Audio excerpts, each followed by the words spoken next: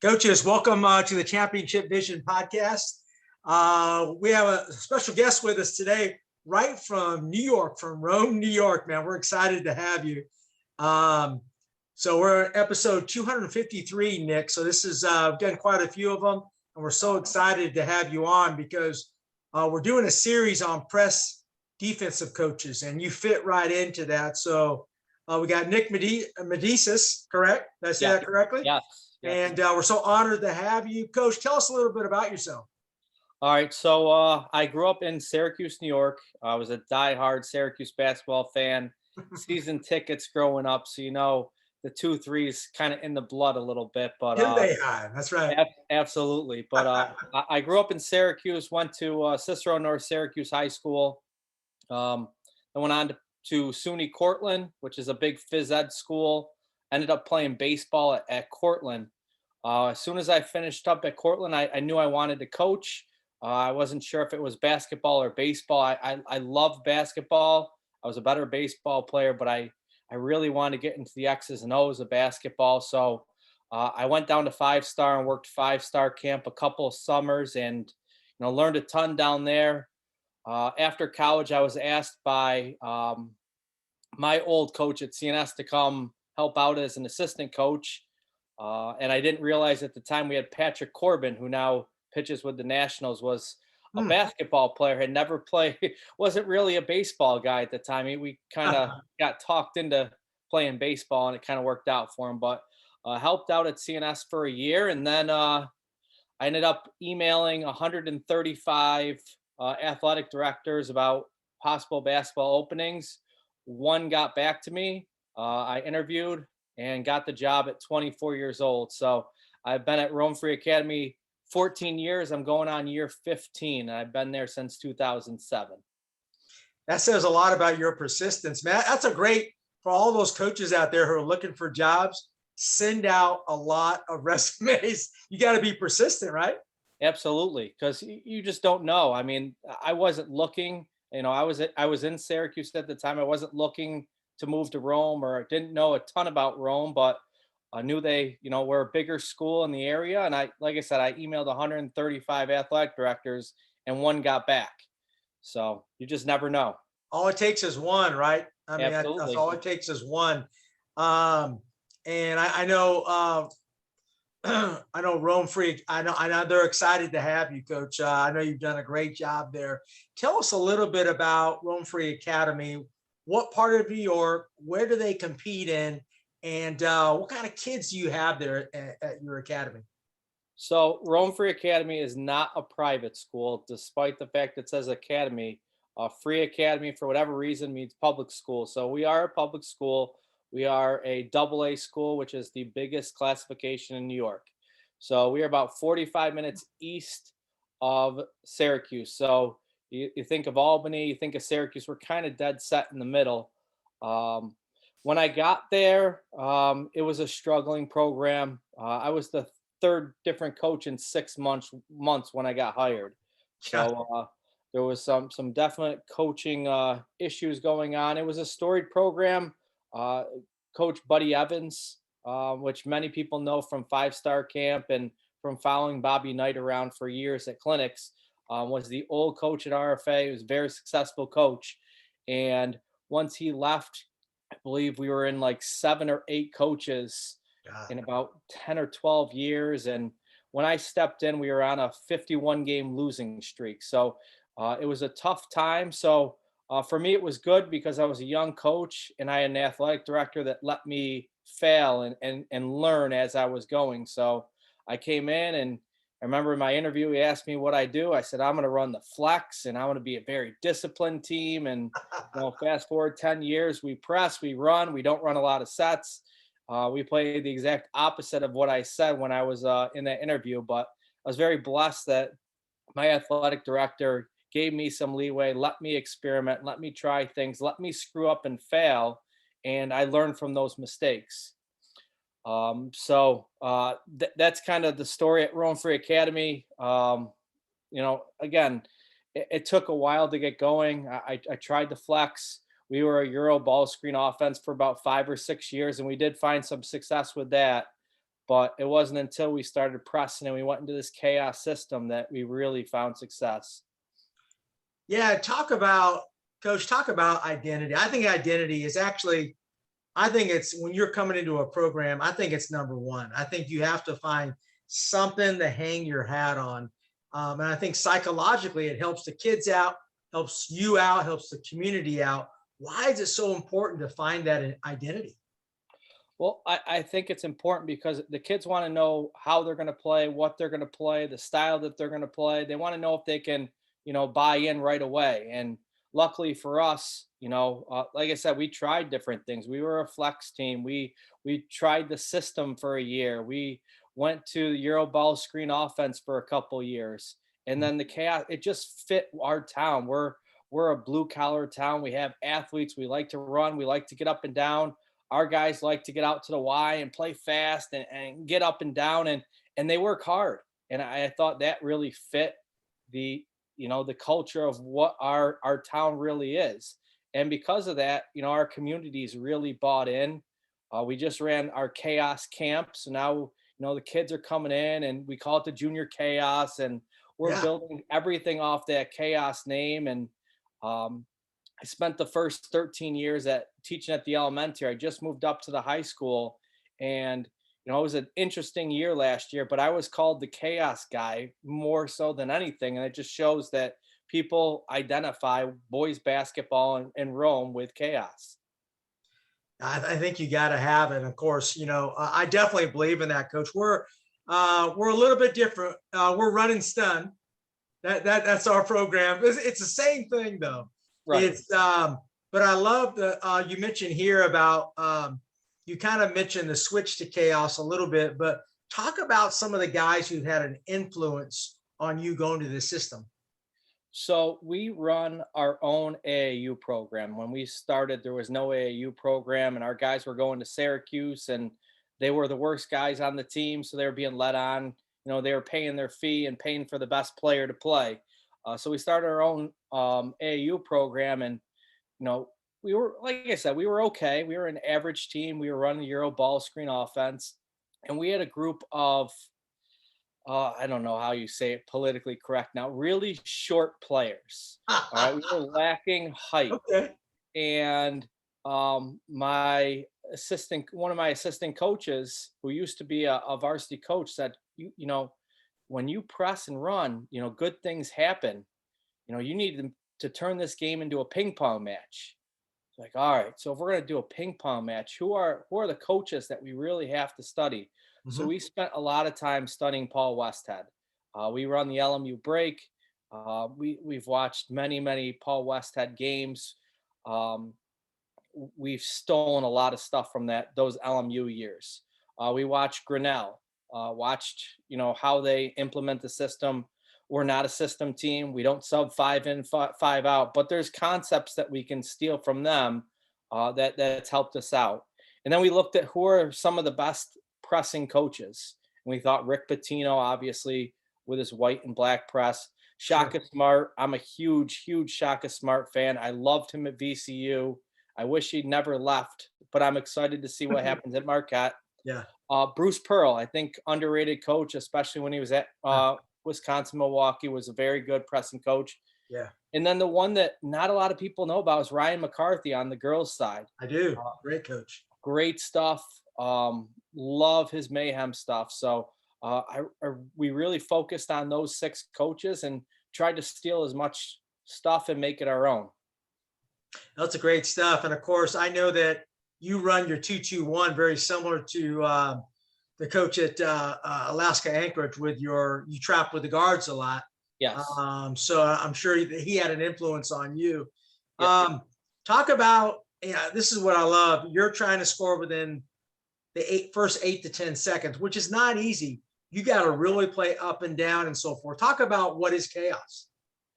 Chaos is attacking basketball. It's our program's philosophy. You think havoc with VCU or mayhem with Alaska Anchorage on the women's side. They have a brand and they stick with it, and that's kind of our mantra is chaos. We want to constantly attack on both offense and on defense. People think of chaos and it's just our defense, but like you said, we want to score in the first 8 to 10 seconds. We want to attack. We want to get the first good shot available. And if we do get into offense, we want to create one really long closeout and then make you scramble and play, scrambling 5-on-4 defense. Yeah, I mean, and a lot of coaches say they're going to do that, but are they really committed? Do you have a time when you say, "Man, I don't know if this can work"? Do you have any doubts in your mind? Yeah, we had we had doubts going all the way into that first game. The year that we put it in, uh, our two scrimmages got canceled, so we went into that first game. In the summer, we said, "All right, we're not going to put any rules on you.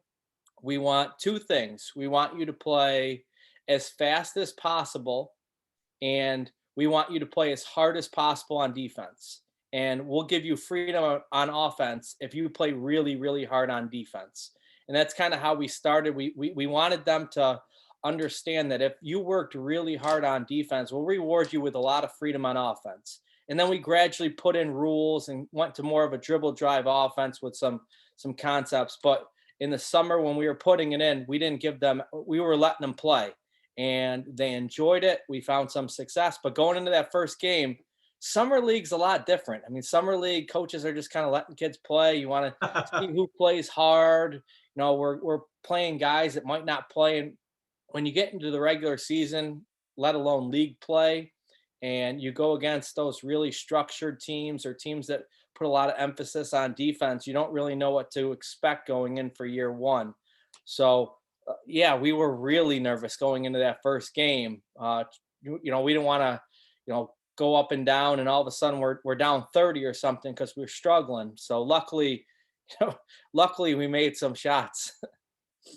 Yeah, you said some key things there, Nick. You said freedom and allowing kids to play. And I think and you mentioned something about the summer. I think summer is all about trying to get better and allowing kids to a lot of freedom to kind of learn. I think that same philosophy can be had during the season. I think a lot of coaches are too controlled. I 100%, and I was one of them. I mean, I was up. I came in. I said we're going to run the flex, and then we're going to run the ball screen offense. I was the guy that every time down, motion, let's go, motion, get into That's it. right. And I'll tell you what, it was tough the first couple of games. It's like, all right, I just want to, we came down, we take a bad shot or we take a quick shot, and it's just like, oh, that's not the shot we want. But we have to understand that's part of the process. They have to understand. They have to know what a good decision is, what a good closeout is, when's the time to shoot, when's the time not to. And I think by giving them the freedom, they grew as basketball players. And like you said, summer for us, individual skill development and working and trying to convince the guys that they think they're playing hard. You can play harder, you can play faster, you can do this, you can do that, but giving them a ton of freedom so they can make mistakes and we can fix that stuff. Yeah, Nick, I think, and I'm looking at your reasons to press, and I think, it's very common to a lot of pressing teams, but I think one of the key things, and I believe in it myself, is you get to play more kids. I see a lot of kids on benches who teams that play 5 people, and those other kids never play except for practice. Hey, to me, if I was a player, I wouldn't play anymore. I mean, I just think if kids are going to come out, they need to find time. How do you play more kids and the philosophy behind that? Well, I think by going to our style, we've allowed more kids on our team, and I think that in itself is something to gravitate towards. This past year we had 16 guys on our roster. 2 years ago we had 18 guys, and I remember talking to a coaching friend. He's like, he called me before his tryouts and said, I'm leaning 11 or 12. I don't know how many. He's like, talk some sense into me. Tell me I should take 11. I said, you're talking to the wrong person. I took 16 last year. I might take 17 this year. He's like, you're nuts. I said, the way that we structure our practice, we have 3 groups of 5 with a sub, and we're just constantly moving and running and shooting and getting into skill work. Like there's no pause in practice. So for us, We need those numbers. We're going to play 10, 11 guys in a given game. And, we need those numbers in practice, and we talk about it. And, we identified the roles early on. Hey, listen, you're right now between 13 and 16. In a normal team, you might get cut. We need you. You are an important part of this team. And it can always change. You're one injury away from getting in the rotation. You get an opportunity, you make the most of it. You make my job as difficult as possible. You go out there, you do good things, and make me look like a fool for taking you out off the court.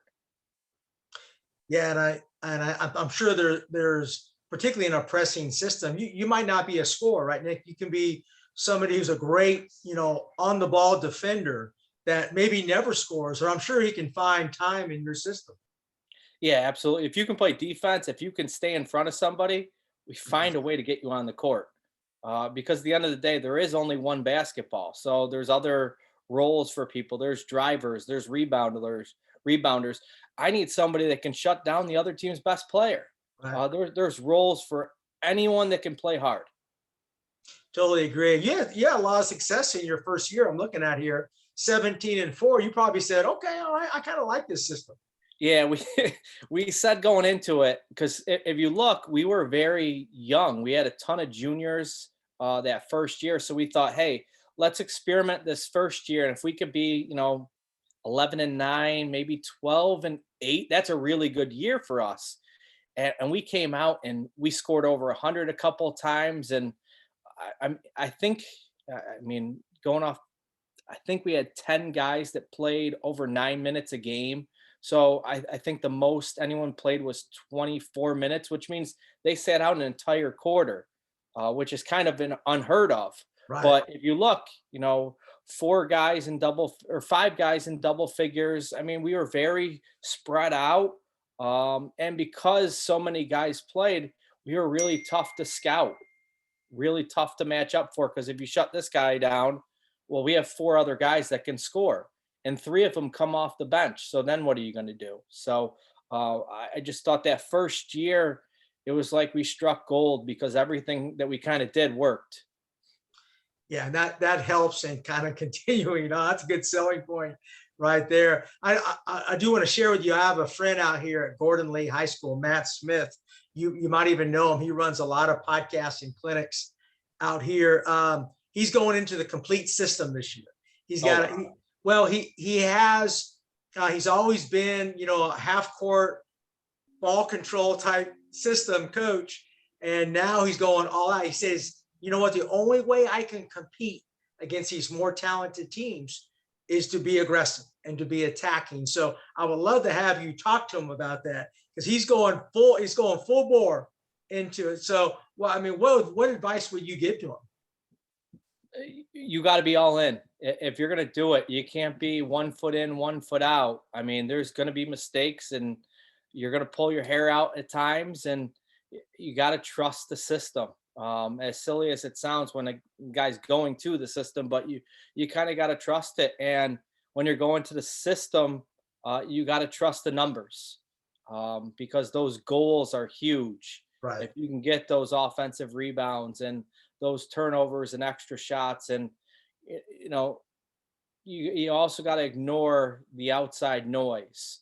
I don't know how many times somebody's said that I roll the ball out and I just let the kids play, and there's no structure. And when things are good, everybody said, man, that is beautiful basketball to watch. They make the extra pass, they push, it's run and gun. But when it's bad, they're like, oh man, there's no coaching being done. You just have to ignore the naysayers, and you trust your system, and you I just, it is what it is. You're all in. Yeah, I don't think coaches really realize when you allow structure is kind of one of those things everybody talks about, but when you allow kids the freedom to play, to me, there's more teaching in that, because you can pick and choose your moments. You're teaching on the run is what I call. So I think that's totally a misnomer in coaching. I think sometimes those structured coaches, it's all through them, not through their players. What do you think about that? Well, I think you look at like the FIBA basketball where you can't call timeouts during live play, stuff like that. Practice, you get your coaching done in practice, and then hopefully you've done enough where the kids can just play and they should know Right. what they're doing and they should know what to do in this situation. And that's not to say that we don't have quick hitters that we call after timeouts or dead balls and that we get into sets, but we want them to play. I mean, this should still be fun. I mean, what, 75, 80% of these kids, this is the last basketball they'll ever play. We Right. want them to look back at high school and say, man, we had so much fun. We won some games, we lost some games, but I enjoyed my high school experience. Yeah, you said a couple good words, enjoy and fun. Um, those are underestimated. You better have it. I coach girls. So if you're not having fun and you're not having enjoyment, they won't be around. They'll quit. Girls Right. love to have, so they enjoy kind of that style of play. Hey, talk about your chaos system. You got three, I guess you have three different presses that you kind of work in, right? Yeah, these are like our three main, and then we have a lot of options off each press. Our 2-2-1, we'll face guard, we'll side deny, we'll play a traditional 2-2-1. There's a lot of options off it, but we're a 2-2-1 team. We occasionally throw a diamond in and trap that first pass, and then every once in a while we'll just be a straight man-to-man run and jump situation. But our bread and butter is our 2-2-1, and we do it a little differently than a lot of teams. Yeah, I definitely, and I actually picked up some ideas from you, Nick. And your press is very similar to the Alaska Anchorage women's coach. And I love how you deny. I love denying inbounds passes. Particularly at my level. I mean, you take away certain. It really makes teams work the ball inside. Don't you agree?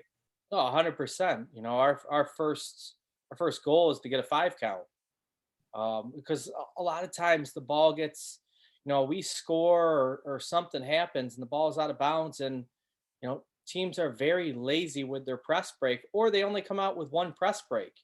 So you scout them and you take away the one press break, and now they're throwing the ball and doing things they don't want to.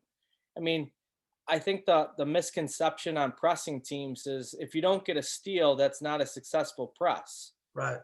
But pressing teams understand, if you can speed a team up, if you can make them take quick shots, if you can make them throw live ball turnovers, throw the ball away, whatever it is, just get them out of their normal every game situation, you're winning the battle.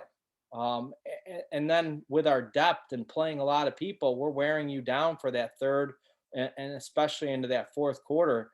That's winning time. That's a time where the team in shape and the team that's used to this and the team that plays this way every single day in practice has the advantage. And that's all you're looking for is an advantage. Coach, I really want you just to go ahead and explain. Just go right through your press and so forth. I'll adjust this and so forth. But Okay. obviously, we're going to talk about the top of the press with your two guards. You better have some guards that are quick to do what you guys do. Absolutely. And you know what? They don't even have to be quick if as long as they work hard. I mean, we want them to have to work to get the ball in. So we face guard all passes and we switch all screens. And like I said before, our first goal is to get a 5 count. If we can get a 5 count, it's great. It's a turnover. It's our ball. That's what we want. So once the ball is in, we go right into our run and jump, but we run and jump from behind. The trappers are the top two guys. Um, what we do is we match up 4 guys and we put somebody in what we call the floater spot. So that person's like a safety in football, where it could be a guy that's at half court floating. It could be the back of the press floating. We will put somebody in that floater spot. So now not only are we face guarding you, but we're daring you to throw it over our head with a safety ready to intercept it. So we're trying to Sure. give you some different looks. Yeah, I love that. And well, I just want to tell you a little bit, Nick, what we do. We have two different versions. Our hot version is our run and jump with the guards and forwards. And then our scramble version is what you guys do with the guards. So, and I'm actually just starting a new program. So we're teaching this early now, but over the summer, our girls did a terrific job. I have a naturally aggressive, quick group coming That's into good. this new school. They love this pressing style. So, hey, That's let's great. continue on with your trap techniques and how do you guys rotate? Yeah, so what we're looking to do is we want to trap with our guards. So the top two guys in a traditional 2-2-1, you pass the ball in and they push sideline, and the guy at half court kind of waits for that trap spot either before half court or right after half court. What we do is a little different. Our two guys at half court, we jab and recover or stunt and recover, whatever you want to call it. They're our interceptors. If you're a Shaka smart guy, we got interceptor high, interceptor side, interceptor high. They're looking to intercept. So their job is not to come up court. If you come up court, teams just throw it over your head, and now you're in a 3-on-1, 2-on-1 situation. So we want to trap from behind. So again, our guards, we expect a lot out of them. We want them to fully face guard and hope for a 5 count. Then when the ball comes in over their head, you're going to get right inside position and push sideline with a speed dribble so that the backside guard can chase from behind.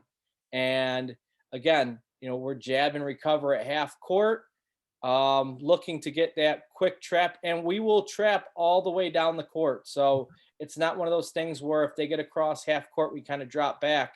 If this person wants to dribble and go all the way down to that corner, we'll chase with that chasing guy and the guy on the ball, and those two will chase and trap all the way down to the corner, and we'll rotate right out of that.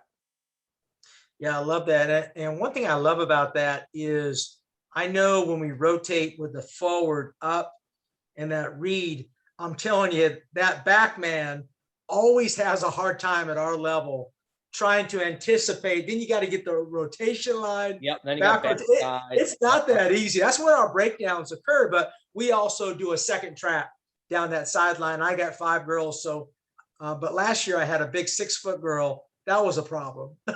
Yeah. Well, you have your tall person that's protecting the basket that, they just throw over the top and they really can't get there, or you're too aggressive and you're small and they just throw over the top. So it's tough. So we found that this and keeping everybody at home has worked a little bit better for us.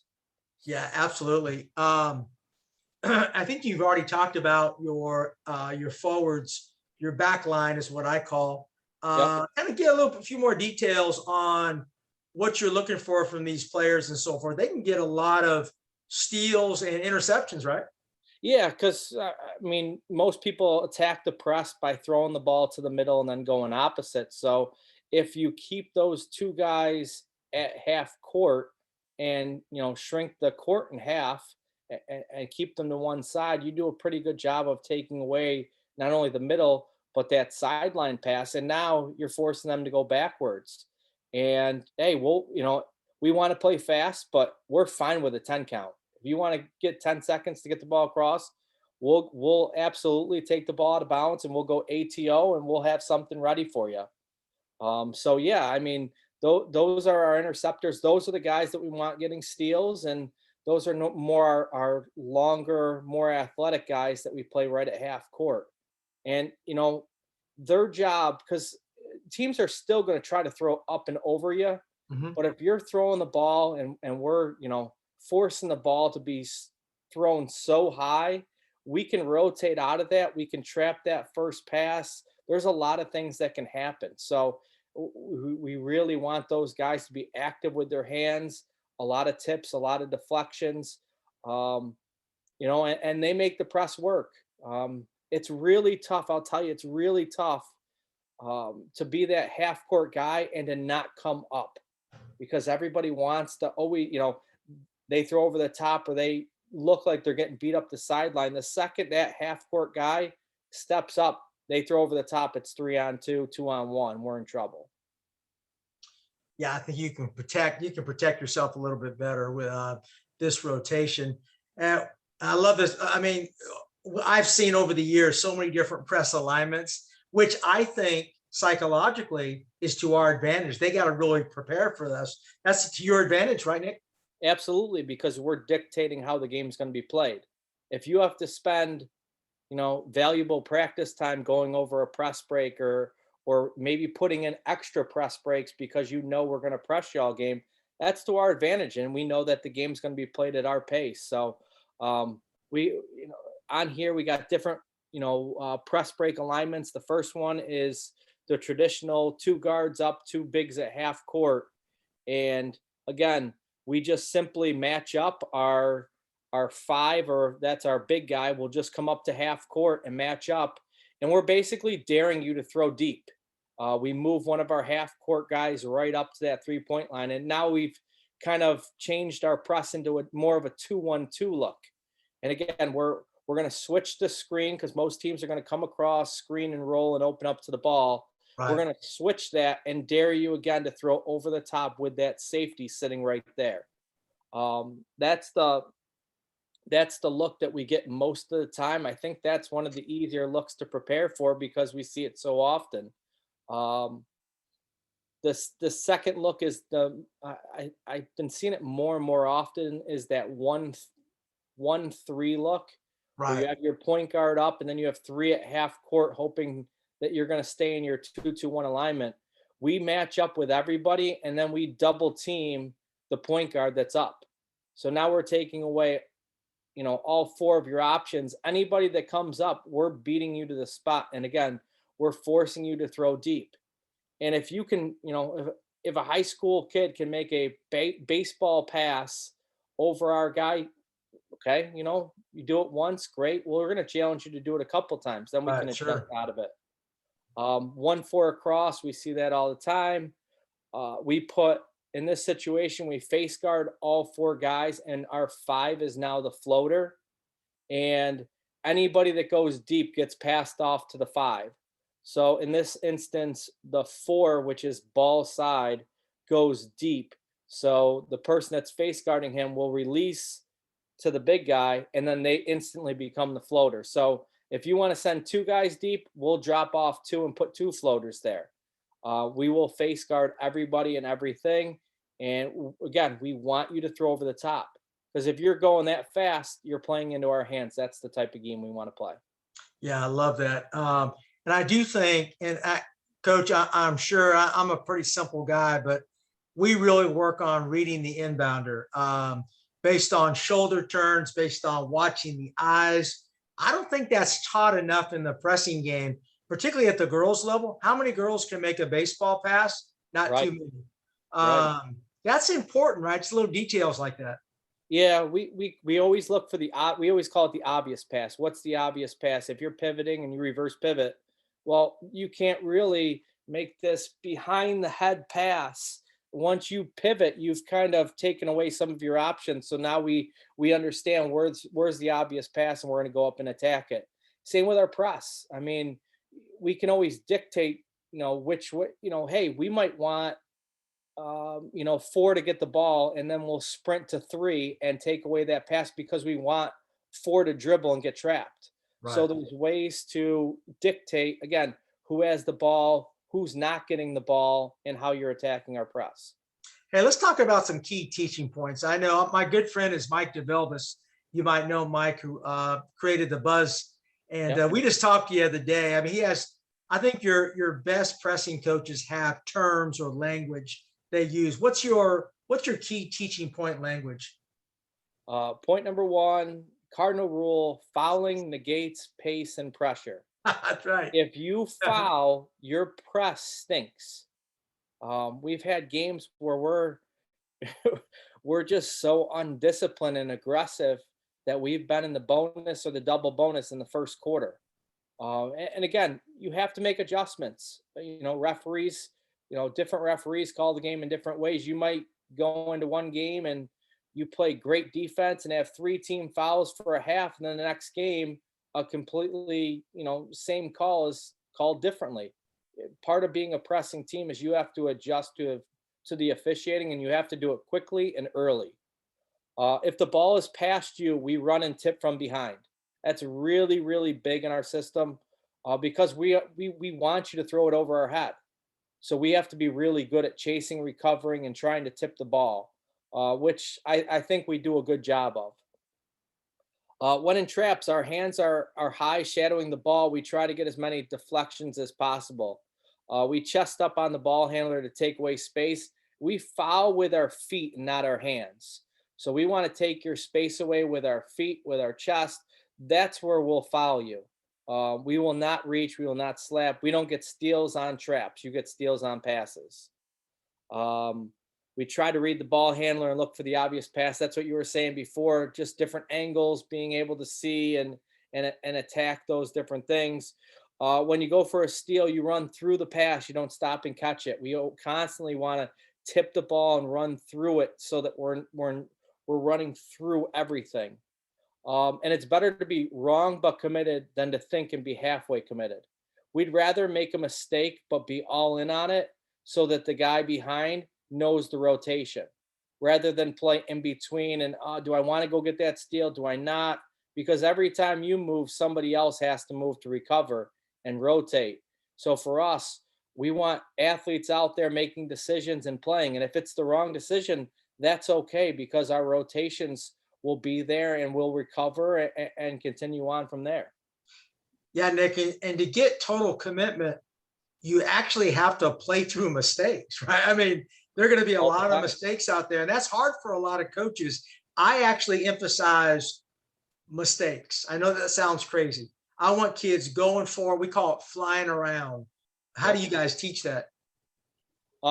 Through a lot of drills.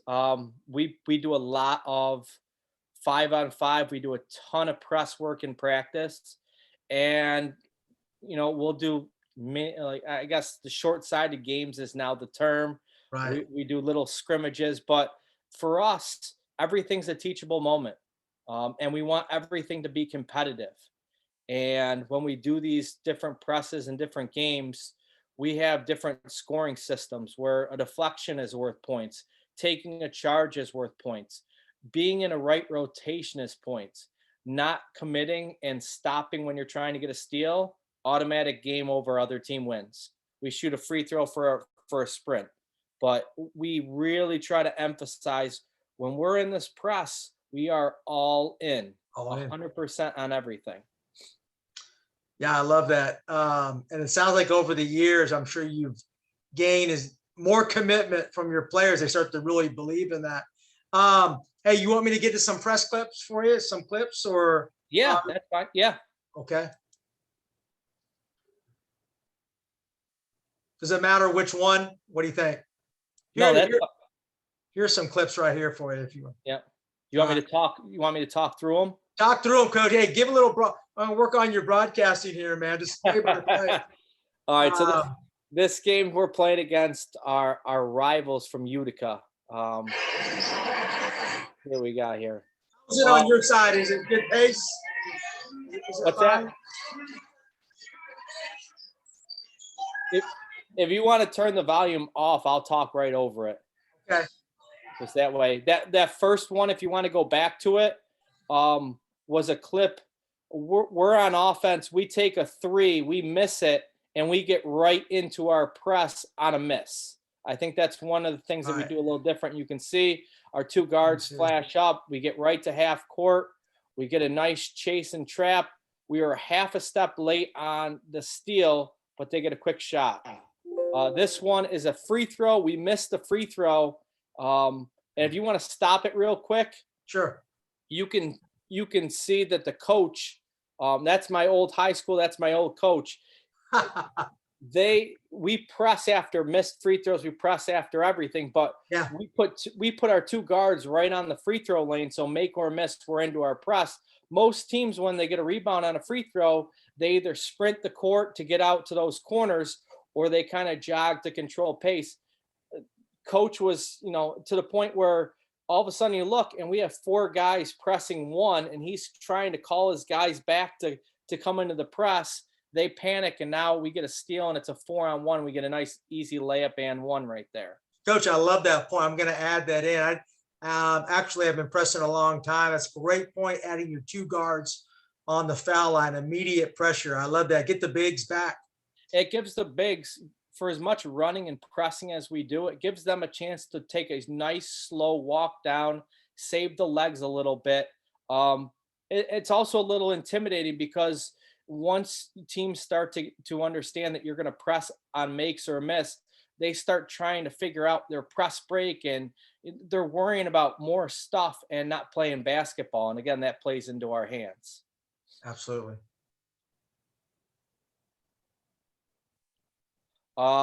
Again, we're going to face guard. They don't put anyone up, so our floaters come really high up. We get a steal, and the guy gets fouled. So your back line you call floaters, is that correct? Yeah, and anybody that has nobody, we call them floaters. We move them up right behind. Instead of playing a half court, they'll play almost at the 3-point line just to take away those lob passes over the top. Again, good trap. Nobody at half courts. Our interceptor takes that away. We get a dunk off it. Yeah, it's amazing how many lob passes kids will try to make to beat the press, isn't it? Yeah, well, if you take away that, teams are so used to in the press being able to get the ball in and then knowing, all right, it's a zone press, we're going to attack the middle. Well, what we found is the more space you get, you give these guys, they're getting more and more skilled and being able to make those passes. So we try to make it as difficult as possible, and really, force their hand a little bit. Coach, I noticed your team transitions very quick from defense to offense to score. You got to practice that. All the time. We do a lot of, what's it called? Quick strike by Mike Neighbors. Yeah. Where, you're counting down 30, 29, 28, and whenever they shoot the ball, that's how many points they get. So they're starting to learn, hey, if I get a shot off in 5-6 seconds, I'm getting 20, 25, 24 points. If we're going to 80, the game ends pretty quickly. So we're trying to get that we're trying to go as fast as possible, especially knowing that anybody can get the ball on these steals. We're really unselfish. We talk a lot about making the extra pass. So if you run the court, there's a good chance we'll find you. Right. And you look like your guys get a lot of deflections, high hands, very active. You got to teach that as well. Yeah.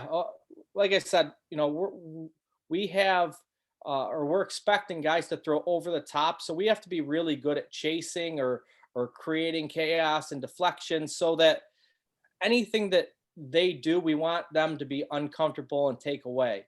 So anytime we can get deflections, we can get tips, we can make them uncomfortable.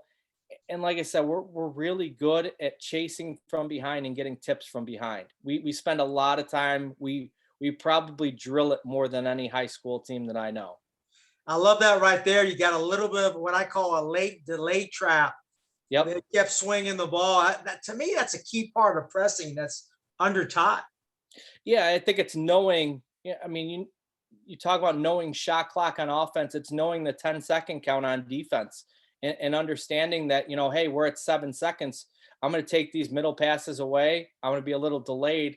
Hey, if you want to pass it backwards, we'll come and we'll slowly get you, because the 10 count is just as good as a turnover. Yeah, we don't have the shot clock. Actually, this year in Georgia, Nick, they're giving us kind of a choice of when to use it.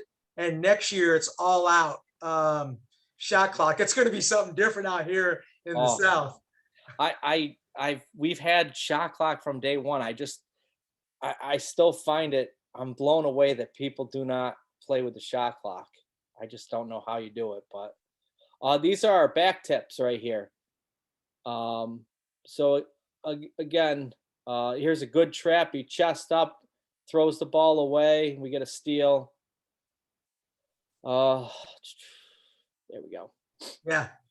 I love that, man. I love how your team plays, Coach. I think it's you got some length out there, my friend. We got a couple. I've been joking, those were the tallest teams I've ever had, and our tallest guy was 6'3", 6'4". That's, I mean, when you have 6'3", 6'4", and that's as big as you get, you have to do something a little different. So again, it kind of fits us. We got a lot of 5'10" guards that want to play fast, and they walk around like they're 6'1", 6'2", and there's nothing wrong with that. Hey, I want to get some drills and so forth, and I've actually stole some of your drills already, but talk about your favorite pressing drills. Maybe you've added them since. Maybe you added some. Oh, we have. We're constantly stealing and taking from everybody. But I love the circle trap. We start the year off. We do this a couple times a week, especially in the preseason.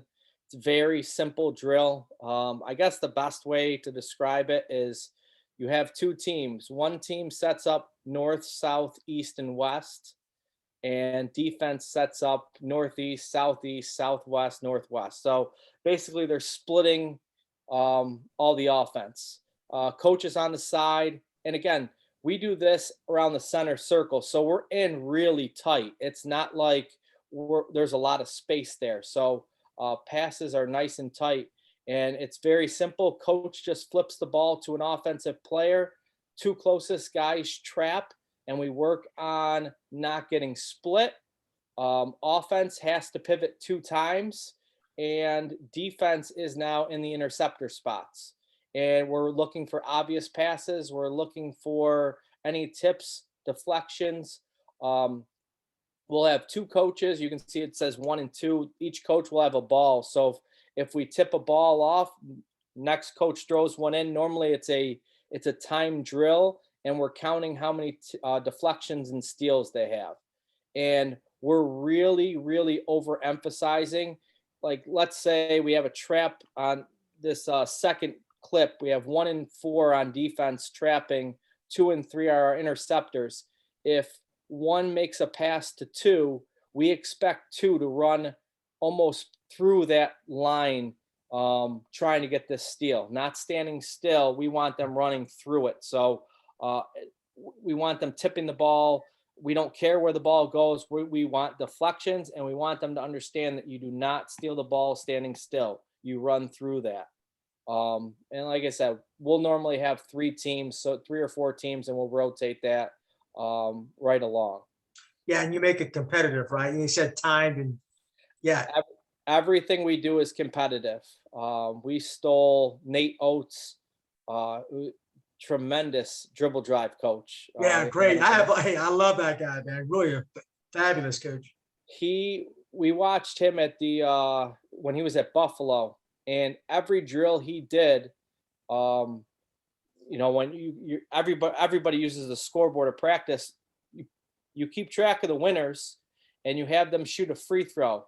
If you make the free throw, you put a point under the fouls, and you keep track of the winners each day. And then at the end of practice, if it's 6-4, the losing team owes 2 sprints or whatever it is. Sure, So, sure. we've added, 17, you can't call them suicides, so we call them suicides anyways. That's right. Any, burpees, any punishment. And the more times you lose, the more punishments you do. So we do that in all these drills. Our VCU trap and recover, this one we stole from Shaka when he was at VCU. It's a 4-on-4 drill. Ball starts with a coach. There's a point guard that's about to get trapped. So on the whistle, we flip the ball to the point guard. Our 2 guys trap. We have 1 interceptor at half court, and we have our bigs that are back. So we're only playing with 1 interceptor, and then our bigs are matched up. And like I said, we trap that point guard right away. Our interceptors reading it for the obvious pass, whether it's up the sideline or reversal. If it's a reversal, we'll work for another trap. In this case, with X2 and X3, we'll work for a good trap. If they throw over the top, we'll sprint and recover, and we'll play it out 4-on-4. And we'll do that. White will be on offense, black on defense. And then when they break it, we'll flip it and go back the other way. You have like a 13, you have a rotation there for the drill? Again, time drill. They'll go for, 2-3 minutes, and then the next group will go in, and we'll just keep it, again, it's short games so that there's a lot of reps, and not when your team is off, that's your water break. We don't stop and, hey, okay, we got water. We have 3 teams. So if your team's off for your 2 minutes, that's your water. So once your 2 or 3 minutes are up, you're in, and the other team's out for their water. Yeah, for sure. I think water breaks are probably the most wasted time in America. And I think your great coaches maximize those water breaks, let's say. I love that drill. Continuous 3-on-2 with a chaser. we do this drill with our JV team a lot, and we'll do JV versus varsity when we need to, knock our JV team down a little bit, or hey, we need a little confidence. We'll mix it up and we'll go seniors and freshmen against sophomores and juniors and mix up the teams. So basically, you have again a black team on one side, a white team on the other sideline. There's two defenders back, and we have three starting with the ball. It's a 3-on-2 drill, and as soon as you cross half court, the opposite, whatever team is on defense, they have to run, touch a cone at half court, and then get back into play. So it's 3-on-2 with a chaser. And what we've done to add to it is when you score, we get right into our press. So you can press all the way to half court. Right. So if you get a steal in your press, it's another way for you to score. And we'll play games to 21 or 30. And again, we'll make it competitive. But we're working on our stuff. So we're working on our press, we're working on our run and jump, and we're working on being strong with the ball on offense and kind of playing through that. So that's one of our favorite drills, especially when you have to share a gym or share a court with a JV team or a second team. That's a drill that you can do with a lot of people, and it goes quick. It's not like guys are sitting out for 2-3 minutes. I mean, it's continuous drill. We have a coach at each end refereeing. So if there's a foul, they take the ball out and they play 3-on-3 half court, and we're playing it live. Yeah, I love that. One thing I love about this drill, and I've used it quite a bit, is that third defender coming in. That's an important skill. I love how you're actually touching a cone. We just touched the center circle. I love the detail of the cone. That player in a press, you better be able to get back. That's an under-taught skill. That's my chaser right there, chasing down the ball from behind. Not the ball, but chasing down the play from behind. Right. Well, we cheated so bad we had to throw the cone out there because they'll run in and they'll Exactly. Not even go close. So we had to put something out there that they had to touch. But I mean, when you're a pressing team, you have to get used to playing in disadvantaged situations, and you also have to work on, and I think this is under taught, when you get beat, you have to be able to get out of traps and recover quickly. Mm-hmm. The longer it takes for you to get out of those traps, or they throw it over your head and you jog back. No, you're listening for the horn, because that means you're going to get subbed out. We want you to be able to recover as quick as possible. At the girls' level, Nick, that's the hardest thing to teach. And I call it, and I think there's some physical things for that, is girls have a hard time opening up the hips. Yep. And sprinting. It's just a physical thing, but we have to train it as coaches. Is it the same thing on the boys' side? Yeah. On the boys' side, it's more laziness, but yeah, I mean, exactly. I think it's something. I think anything you emphasize or anything that you really want done, you have to drill it and you have to practice it. I think I have a drill in here for that, but if not, I'll go over it. Okay. What we do. Partner chase and tip. This is like first week of practice. I said we back tip and chase probably more than anybody else. So this one's a real simple drill. We partner up. One person has the ball. They're going about 50%. They're starting dribbling with their right hand. On the whistle, their partners will run from behind and they're going to tip with their left hand. And it's we drill which hand to tip with, so that we're not reaching across and getting any unnecessary fouls. So we'll start with 50%, and we'll go to 75, and then we'll go with 100. And anybody that gets caught owes push-ups. So now we're forcing our dribblers to really push the ball out. And most of the time they don't get a tip, but they work hard and they understand that's the speed we have to play at. Nick, let me ask you this. To make it competitive, you're asking that dribbler to get to the baseline before they tip. How do you make it competitive, though? We use the volleyball lines. So the volleyball lines, and again, we start out at 50%, and the first time we're expecting them to get that tip, and then we'll go 75, and it's kind of they might. And then the last one is anybody that gets the ball tipped from behind owes whatever the penalty is going to be that day. Right. I like that. Yeah. And I love how you're working on offense and defense at the same time. Right. I think is key to coaching. 3-on-3 jab and recover. So this one, we're working on our jab and recover, our half court guys, floaters, whatever you want to call them. So we're matched up. Offense passes the ball to a wing. Person dribbles towards the middle. We jab and we cover back so that we're just getting in the habit of not jumping up into the ball. Guy on the wing passes it back to the middle. Whichever side they dribble at, that defender is jabbing and recovering back. We go until half court, and then we're live after half court, and then they flip it and come back. Yeah, and obviously all good presses, you take away the middle, right? Yeah. We haven't really talked about that, but man, you got to really fly to the middle. You got to be aware in the middle, which is hard to do sometimes. Constantly aware of the middle because, again, you're taught at a young age, you find the middle and then you look opposite, and that's how you beat presses. So as a pressing team, that's what you have to take away. So we spend a lot of time on trying to take away those middle options.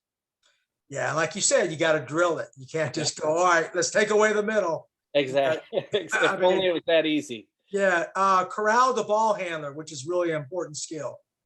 We start 2 defenders on the elbow, 1 ball handler. Coach will flip the person the ball, and it's very simple. Those 2 people have to work together to get a trap before half court. We can make it really difficult on the ball handler. We'll bounce the ball nice and high, and on the bounce, they can close out. And again, we close out in traps like we close out on shooters. We break down, and we don't want to get beat really quickly. If anybody gets split, that's game over. Those guys are running. Gotcha. And then we take it one step further. So we do that for a couple reps, and now we add in three options for passers. So it's again corral the ball handler with our 2 guards, and now we've added in 2 defenders that are splitting 3 offensive players. And again, we're gonna get in a good trap, and now we're looking for obvious passes. So if I'm looking at the drawing and the person is dribbling to the right, our defense should be sliding to the right and leaving that farthest left pass, because 90% of the time they're going to look for the closest pass that's open, either the middle or up the sideline. So we want to take those obvious passes away. I'm looking here now. Is that a 4-on-2, or actually a 4-on-4? That's 4-on-4. So you start. You still. Everything from the first slide carries over. So you still have that 1 offensive player against the 2 defensive players. Their job, we're going to make it a little more difficult because we want to make sure that we get a trap. So I'll throw the ball up nice and high or make it really difficult so that that person is going to pick up their dribble. And because, I mean, we've already worked on corralling the ball handler. This is like the extension. Now we've corralled the ball handler. Now we're adding in our interceptors, and we're taking away those middle sideline opposite passes.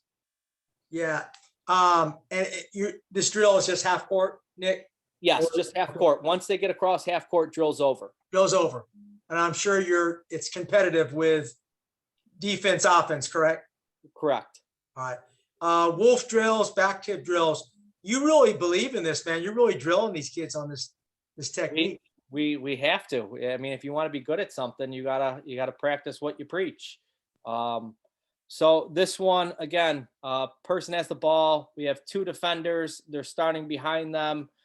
Again, same thing as before, but now we're adding a second defender. X1 in this case is going to run, assuming 1 is dribbling with their right hand like they should. X1 is tipping with their left hand. X2 is tipping with their right hand. Making sure not to foul. And then the progression would be, we do that. And again, we're trying to get a tip before the volleyball line, 3-point line, whatever the line is. If we have a faster kid, we'll move X1 and X2 up so they have a better chance at getting a tip. And we make sure that it's set up where they're not going to get a tip every time, because in a game, you have to understand that even though you sprint from behind, you're not going to get a tip 90% of the time, but you still have to make that effort to do it. Then the second slide, we add in the 5 guy. So we add in our big guy. So now it's the same thing, but we've added in our big guy, and we're telling the first drill is just dribble until whatever line we say, 3-point line, volleyball line, baseline. It's progression 1. Progression 2, we add in a defensive big guy, and now we're saying X1, get to the basket for a layup. Your goal is to try to get to the basket. So now we have 2 guys sprinting and trying to tip, and we also have our 5 who's working on no layups. That's their rule, no layups. And also no fouls. So we're trying to chest, hands straight up, and we're working on not fouling, because we are going to get beat in our press. We are going to give up 2-on-1s, and we have to be really good at that end. The third one is my favorite drill, and this is the one that I was talking about before. Let's see, it is a 3-on-2 drill. So we have our point guard. I'll just call it our point guard, but we rotate these spots. Coach is off to the side. One's about to start with the ball. Coach will flip the ball to number 1, and our 2 guards are going to go up and trap. One has to make 2 pivots. Now we have 2 outlets. We have number 2, who's at the elbow. They do not have a ball. Number 3 is foul line extended. They do have a ball. On the pass, X1 is going to chase down 3. So now we're working on getting out of traps. X2 is going to chase down 2. And we'll rotate which line will have the ball, whether it's 3 or 2. So we're in a trap. They do their 2 pivots. On the pass, we're trying to get out of that trap as quick as possible.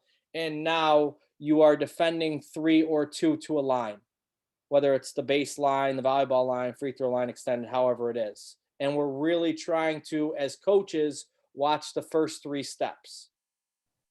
And if you don't do it right, we'll continue to do. This is one of our slower drills because, like you said before, this is one of the most important parts of pressing is after the press is broken, after the trap is broken, how quick can you get out of this trap and recover and somehow make a play or rotate or whatever your press dictates. Nick, where's the third defender in this? It's 3-on-2. So the point guard, Okay. the point guard, all they do is they pass. And then you have 2 passers and then the 2 defenders.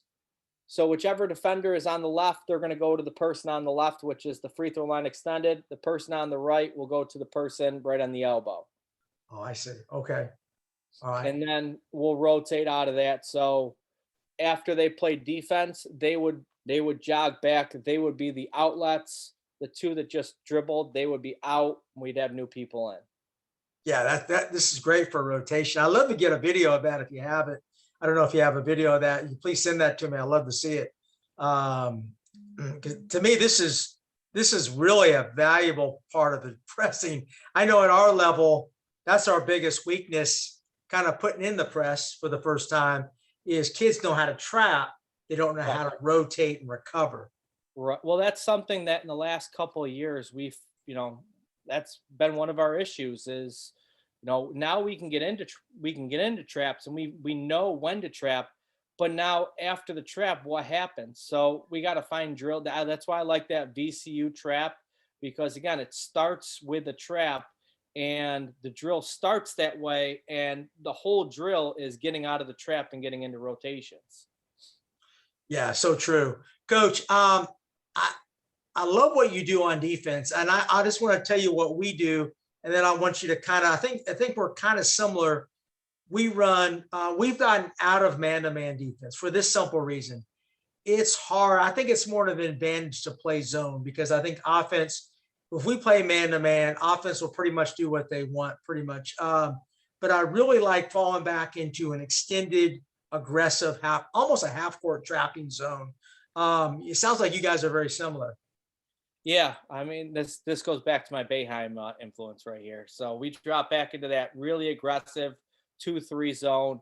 I think it's really easy out of that 2-2-1 to drop into the 2-3 zone.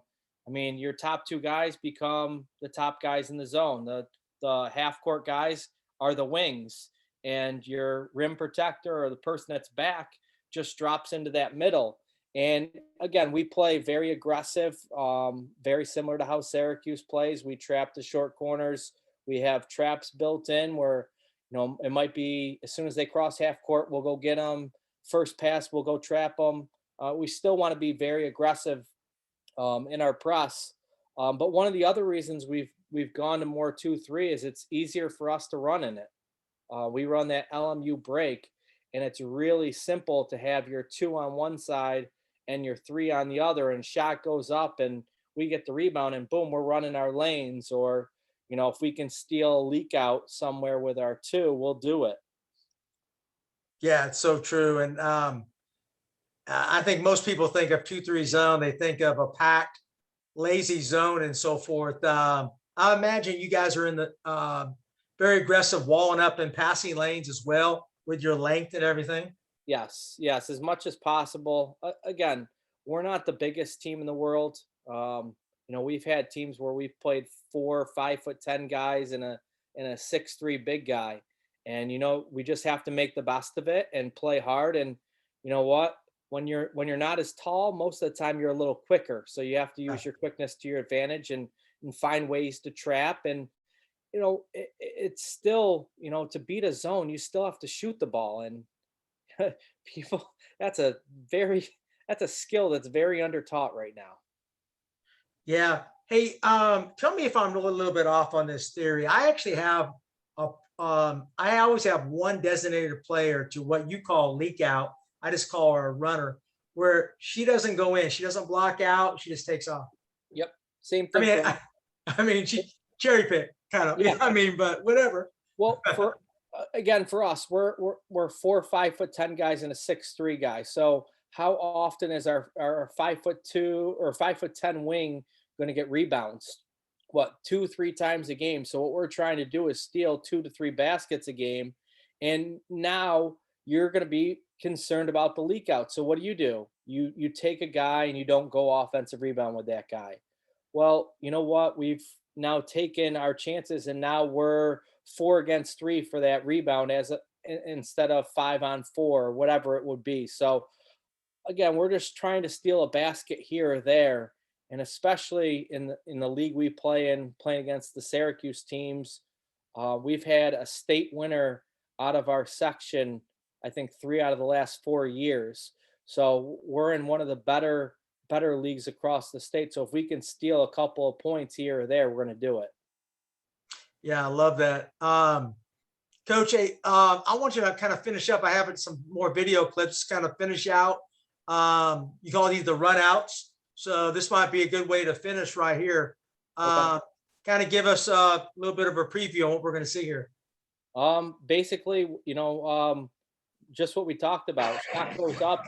Our 2 is going to take off on the shot, and we're looking to throw over the top. The year that some of these clips are from, our big guy had a really good arm, so we would steal a ton of baskets. He would get the ball, and we would throw right over the top and get a couple of easy layups because both guards were wide receivers on the football team. Yeah, So they'd kind of throw it out. They were used to going up and getting the ball in traffic. So sure. again, anytime you can steal a basket, I think that Wow. game, it said 45-44, 64-62 or something. Again, that game right there, shot goes up. I mean, if you look at this one, this guy's cherry picking a little too much, but the point is he's not going in for a rebound. He's going to cheat out a little bit and see if we can steal a basket. And, I think it was 2 or 3 times we got a game, we would steal a basket off that. And, there's a lot of 1 or 2 point games. Those are winning plays. Yeah, it comes down to whoever makes the most easy baskets, right, Nick? Yes. And we understand that when you press, you're going to give up some easy baskets. I mean, you can't go in as a pressing team expecting to never give up a layup or to never give up a 2-on-1. You're just hoping that you've created enough turnovers or created enough extra chances or opportunities that what you do outweighs what the other team does. But again, in our 2-3 zone, if we can steal a basket here or there, we're going to do it. Yeah, no doubt. Do you designate a kid, or is they just it looks like the guards are just trained to get out? Yeah, we designate who's leaking out. And I mean, there's certain times that we say, hey, listen, this team's way too big. We need everybody to go rebound. So we might not do it this game. And there's other games where we're like, hey, this team, they don't really rebound. So maybe we'll try to sneak both guards out and see what happens. Um, because again, there's a team in our league that is so worried about us leaking out that they'll send on the shot, two of their guys will sprint back. So now, unless the ball goes right back to the shooter, you've eliminated three guys to get an offensive rebound. So it's now 4 against 2. We're going to get we should get the defensive rebound every time. Yeah, it really teaches. I think it's worth the risk. I Absolutely. really do. Absolutely. I really is. And you can't, I mean, you could, but it would be really tough to do that out of man. Because, Right. You designate this person, all of a sudden they're setting a back screen at the block and you take off. Well, they're going to get the rebound. So in the Right. zone, at least we know, all right, so we're going to have our other guard kind of shade in this spot because we're releasing this person. Yeah, I love that. Coach, I really appreciate. I know I've taken up a lot of your time, and this was a great presentation. I know I'm going to steal a bunch of things from you. How can coaches reach out to you if they want some more information? I'm actually going to have this on video for coaches as well on that. I know they're going to be contacting me and contacting you. They can email me. My email is coach and then my last name, Medicis, Medicis @gmail.com. Or you can get a hold of me on Twitter and it's at Coach Medicis. So either way, I think I put my phone number on there too. And feel free to send me a text. I have no problem. I have twins at home, so I will gladly take a break for a couple minutes to go talk basketball. So I'll thank everybody for doing that. But yeah, I'm around all the time to talk. I'm happy to talk hoops, talk X's and O's, whatever it is. Hey, you're like your 2-3 zone, man. You're kind of sneaking out the door, man. Away from the twins, man. We call that leaking, Coach. Yeah. I mean, hey, I appreciate you sharing with us. Welcome to the Championship Vision family, and I wish you the best. Hopefully, we all play this year, Nick. Man, I don't know the way it's going. I'm not sure, man.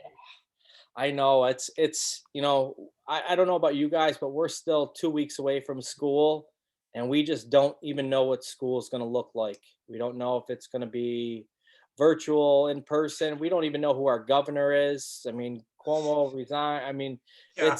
it's a mess here in New York. So they're already saying that different counties are saying they don't want to have football, and it's up for debate if football is going to happen. So my fingers are crossed that we're going to have basketball. I mean, for the kids. I mean, these kids have missed out on so much already. It's just the social interaction, the part of being a team. I mean, we this past winter we played a 6-game schedule, and that first day, I've never seen kids more excited to get yelled at than I ever had in my life. It was like they Right. were, we have designated spots to come in, and they were like, okay, whatever you need, okay, I'll do it. Okay. They were just so excited to play. And I just hope that that's not taken away from them again. I think every state has figured it out. That, hey, you know what? Like at our school, I'm sure it's going to be at yours. If a kid has COVID, there's things that the quarantine, things like that we already know how to do. So Right. let's move on. And Right. I know there's a possibility of somebody getting very sick, but I think we know what to do. But don't deprive kids of that great game and great activities of interscholastic sports, man. But let's continue on, fight through. Right. And if we have to quarantine for 2 weeks, then, we quarantine for 2 weeks and we're safe right. about it. And we do whatever is necessary safety wise to make sure it happens. But let's not take away the opportunity from the kids. And I mean, at the end of the day, I know it's a small thing, but there are certain kids that are relying on sports to stay in school, or relying on sports and we're not saying full scholarships, but that might be their way to get into a school, whether it's Division 2, 3, 1, whatever it is. That's their ticket in to get an education and to get a good job for the future. I totally agree. It's well said. Coach, thank you so much. I wish you the best. Stay safe. And thanks again for coming on. I appreciate it. Oh, thanks for having me. I had a great time. And like I said, anytime you want to talk, feel free to reach out. All right. Thanks, Coach. Appreciate it. Thank you.